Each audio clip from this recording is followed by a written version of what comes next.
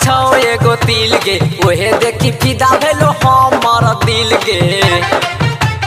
गे गोरकी गोरे गोरे गाल पछौ एगो तिल गे ओहे देखी फिदा भेलो हमर दिल गे सट नगार दियो छेनावा के पानी सट नगार दियो छेनावा के पानी न तसी मर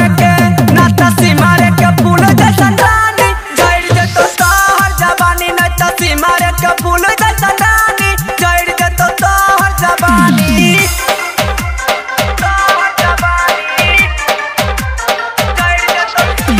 डीजे गुड्डूराज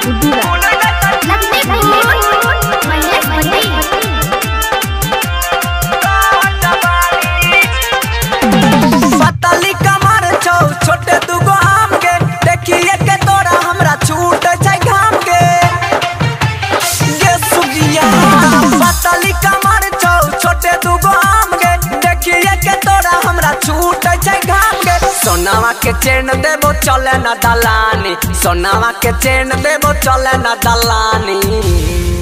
न तसी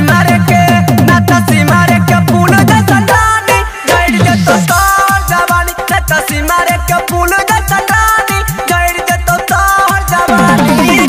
presented by Albina Recording Studio, Simran.